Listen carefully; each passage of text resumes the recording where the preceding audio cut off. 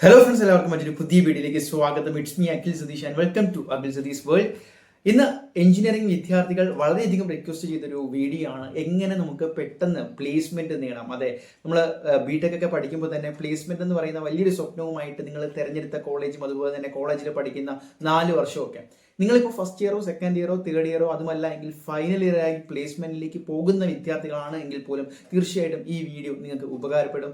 എന്തൊക്കെ കാര്യങ്ങൾ നമുക്ക് ഫാക്റ്റായിട്ട് ശ്രദ്ധിക്കണം, അതോടൊപ്പം എന്തൊക്കെ സ്കില്ലുകൾ നിങ്ങൾ ഈ സമയത്ത് തന്നെ വളർത്തിയെടുക്കണം എന്നൊക്കെയുള്ള വിശദമായിട്ടുള്ള കാര്യങ്ങൾ നമ്മൾ ഈ വീഡിയോയിൽ ഡിസ്കസ് ചെയ്യും. ഇതിന്റെ ഏറ്റവും അവസാനം നിങ്ങളുടെ മുന്നിലേക്ക് ഒരു സർപ്രൈസ് കാര്യം കൂടി ഞങ്ങൾ റിവീൽ ചെയ്യുന്നതായിരിക്കും. സോ നമുക്ക് കാര്യത്തിലേക്ക് കിടക്കാം. ഇപ്പോൾ ഫസ്റ്റ് ഇയേഴ്സ് ഒക്കെ ആകുമ്പോൾ നമ്മൾ കയറുമ്പോൾ നമ്മൾ ഒരുപാട് റിസർച്ചുകൾ കോളേജുകളെ കുറിച്ച് നടത്തും. അതിൽ ഏറ്റവും പ്രധാനമായിട്ടും കഴിഞ്ഞ വർഷം അവിടെ വന്ന് പ്ലേസ്മെന്റ് കിട്ടിയിട്ടുള്ള വിദ്യാർത്ഥികളും അതുപോലെ തന്നെ അതിന്റെ പാക്കേജും ഏതൊക്കെ കമ്പനികൾ വന്നു എന്നാണ് നോക്കുന്നത്. ചില കോളേജുകളിൽ സെൽഫ് ഫിനാൻസിങ് ആയിട്ടുള്ള പ്രൈവറ്റ് ആയിട്ടുള്ള ചില കോളേജുകളിൽ വരുന്ന പാക്കേജുകൾ വളരെ കുറവായിരിക്കും. CET പോലുള്ള ഗവൺമെന്റ് കോളേജുകളാണ് എങ്കിൽ അവിടെ വരുന്ന സ്ലാബ് എന്ന് പറയുന്നത് ഹയർ ആയിരിക്കും.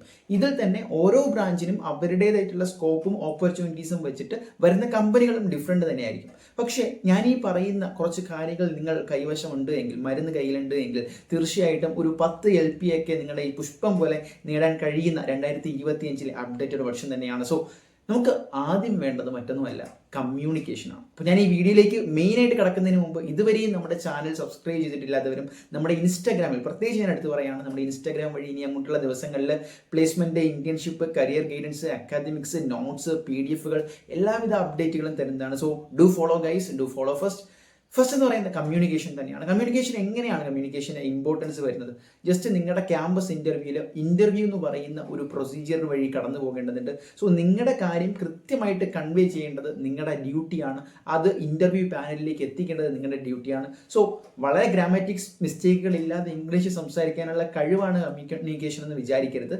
നമ്മുടെ വോയിസ് മോഡുലേഷൻ ഉൾപ്പെടെ നമ്മൾ എത്രത്തോളം കോൺഫിഡൻ്റ് ആയിട്ട് കാര്യങ്ങൾ പ്രസന്റ് ചെയ്യുന്നു എന്നുള്ളതാണ് കാര്യം. സോ അത്യാവശ്യം ഒരു ബേസിക് ഇംഗ്ലീഷ് കമ്മ്യൂണിക്കേഷൻ നിങ്ങൾ സ്വായത്തമാക്കിയിരിക്കണം. ചിലപ്പോൾ മലയാളം മീഡിയം അല്ലെങ്കിൽ +2 ഒക്കെ പഠിച്ച് വരുമ്പോൾ പോലും പലർക്കും ഇംഗ്ലീഷിലേക്ക് അത്ര ഫ്ലുവൻസി ഉണ്ടാവില്ല. അതൊന്നും ആവശ്യമില്ല. പക്ഷേ നിങ്ങൾ ഈ പഠിക്കുന്ന ബിടെക് കാലഘട്ടത്തിനോടൊപ്പം നിങ്ങൾക്ക് എന്ത് ചെയ്യാം, ഇംഗ്ലീഷ് ഇംപ്രൂവ് ചെയ്തെടുക്കാം. അതൊന്നാമത്തെ കാര്യം. രണ്ടാമത്തേത്, ഇത് വളരെ ഇമ്പോർട്ടൻ്റ് ആണ് എല്ലാവർക്കും, നിങ്ങൾ തയ്യാറാക്കുന്ന റെസ്യൂമെയാണ്. അപ്പോൾ ഏതൊരു ഇൻ്റർവ്യൂവിനും നിങ്ങൾ CGPA കൂടി തന്നെ റെസ്യൂമെ നിങ്ങൾ സബ്മിറ്റ് ചെയ്യേണ്ടതായിട്ട് വരും. അറ്റ് എ ഗ്ലാൻസ് നിങ്ങൾ എന്തൊക്കെ ചെയ്തിട്ടുണ്ട്, നിങ്ങൾക്ക് എന്തൊക്കെ സ്കില്ലുകളുണ്ട്, എന്ത് യുണീക്നെസ് ആണ് നിങ്ങളിലുള്ളത് എന്ന് ആ റെസ്യൂമെ കാണുമ്പോൾ തന്നെ ഇൻ്റർവ്യൂ ബോർഡ് മനസ്സിലാകണം എന്നുള്ളതാണ്. പിന്നീട് ഇൻട്രൊഡ്യൂസ് യുവർ സെൽഫോ പിന്നീട് കാര്യങ്ങളൊക്കെ പറയുമ്പോൾ റെസ്യൂമിലുള്ള കാര്യങ്ങളൊന്നും നമ്മൾ പറയേണ്ട ആവശ്യമില്ല. അതിനെക്കുറിച്ചൊക്കെ നമുക്ക് സെപ്പറേറ്റ് ആയിട്ട് മോക്ക് ഇൻ്റർവ്യൂ സെഷൻസും വീഡിയോസും നമുക്ക് സെപ്പറേറ്റ് ആയിട്ട് ചെയ്യാം. ജസ്റ്റ് പറഞ്ഞു പോയ കൂട്ടത്തിൽ ഓർമ്മിപ്പിച്ചതാണ്. മറ്റൊരു പ്രധാനപ്പെട്ട കാര്യം, ഇത് വളരെ പ്രധാനമായും സെക്കൻഡ് ഇയറും തേർഡ് ഇയറും സ്റ്റുഡൻസ് ശ്രദ്ധിക്കേണ്ടതാണ്.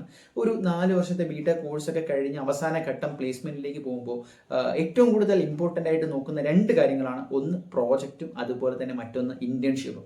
പ്രോജക്റ്റ് നിങ്ങൾ സാധാരണ ചെയ്യുമ്പോൾ നിങ്ങൾ എടുക്കുന്ന വിഷയം നിങ്ങൾ പഠിക്കുന്ന ബ്രാഞ്ചുമായിട്ട് വളരെ റിലേറ്റഡ് ആയിരിക്കണം. നിങ്ങൾക്ക് ഇൻട്രസ്റ്റഡ് ആയിട്ടുള്ള ഒരു ഫീൽഡ് ആയിരിക്കണം. ഇപ്പോൾ മെക്കാനിക്കൽ എഞ്ചിനീയറിംഗ് ഒക്കെ പഠിച്ച് ഓട്ടോമൊബൈൽ ഇൻഡസ്ട്രി, ബുള്ളറ്റ് ലൈക്ക് നമ്മുടെ റോയൽ എൻഫീൽഡ് പോലുള്ള കമ്പനികളിലാണ് നിങ്ങൾ പ്ലേസ്മെന്റ് ഡ്രീം ജോബായിട്ട് കാണുന്നതെങ്കിൽ അതുമായി ബന്ധപ്പെട്ട ഒരു പ്രോജക്റ്റ് തന്നെ ചെയ്തു കഴിഞ്ഞാൽ നിങ്ങൾക്ക് അതൊരു ആഡിങ് വാല്യൂ അഡീഷൻ ആണ്. അതുപോലെ തന്നെ നിങ്ങളുടെ ഇന്റേൺഷിപ്പ് നിങ്ങൾ എവിടെ ചെയ്യുന്നു, എത്ര ഇമ്പോർട്ടൻ്റോടുകൂടി എത്ര വാല്യൂയോട് കൂടി ആ ഇന്റേൺഷിപ്പ് ചെയ്യുന്നു എന്നുള്ളത് കാര്യമാണ്. കാരണം ഈ ChatGPTയുടെയും ഈ ഒരു ഓൺലൈൻ യുഗത്തിൽ പലരും ജസ്റ്റ് ചെയ്യാൻ വേണ്ടി ഇന്റേൺഷിപ്പ് ചെയ്യുന്നവരുണ്ട്. പക്ഷെ ഒരു കറക്റ്റ് ഇന്റേൺഷിപ്പ് എന്ന് പറയുന്നത് ഒരു പ്രീ ട്രെയിനിങ് പോലെ തന്നെയാണ്, ഒരു പാർട്ട് ടൈം ജോബ് പോലെ തന്നെയാണ്. അപ്പോൾ അത് നിങ്ങൾ എത്രത്തോളം ഇമ്പോർട്ടൻസ് കൊടുത്ത് ചെയ്യുന്നുണ്ട് എന്നത് എല്ലാവരും നോക്കും. ഫസ്റ്റ് ഇയേഴ്സിൻ്റെ ശ്രദ്ധിക്കുകയാണെങ്കിൽ KTU യൂണിവേഴ്സിറ്റി തന്നെ ഇപ്പോൾ സെപ്പറേറ്റ് നിങ്ങൾക്ക് ഇന്റേൺഷിപ്പ് ചെയ്യുവാനുള്ള സമയവും അതിനുള്ള സൗകര്യവും തരുന്നുണ്ട്. അപ്പോൾ നിങ്ങൾ തന്നെയാണ് റിസർച്ച് ചെയ്ത് കൃത്യമായിട്ടുള്ളൊരു പ്ലാറ്റ്ഫോമിൽ ഇന്റേൺഷിപ്പുകൾ കണ്ടുപിടിച്ച് ചെയ്യേണ്ടത്. അതിനും ഞങ്ങളുടെ ടീം നിങ്ങളോടൊപ്പം ഉണ്ട് ഇനിയുള്ള സപ്പോർട്ടിന്.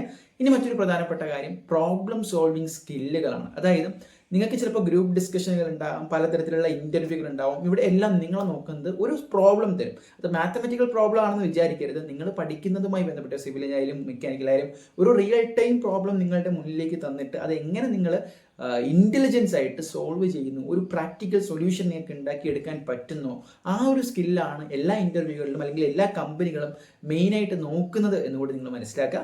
മറ്റൊരു അവസാനത്തെ പോയിന്റ് എനിക്ക് ആഡ് ചെയ്യാനുള്ളത് നിങ്ങളുടെ സോഫ്റ്റ്വെയർ സ്കിൽസ് ആണ്. സോഫ്റ്റ് സ്കിൽസ് ഞാൻ പറഞ്ഞു, കമ്മ്യൂണിക്കേഷൻ ഉൾപ്പെടെ സോഫ്റ്റ്വെയർ സ്കിൽസിൽ നിങ്ങളുടെ ഇപ്പോൾ ബേസിക് ആയിട്ടുള്ള കുറച്ച് കമ്പ്യൂട്ടർ പ്രോഗ്രാമിംഗ് നമുക്ക് ഇവിടെ എടുത്തു കഴിഞ്ഞാൽ ജാവ, സി പ്രോഗ്രാമിങ്ങിൻ്റെയൊക്കെ ബേസിക്സ് മറ്റ് ബ്രാഞ്ചുകാരും കൂടി അറിഞ്ഞിരിക്കുന്നത് നല്ലതാണ്.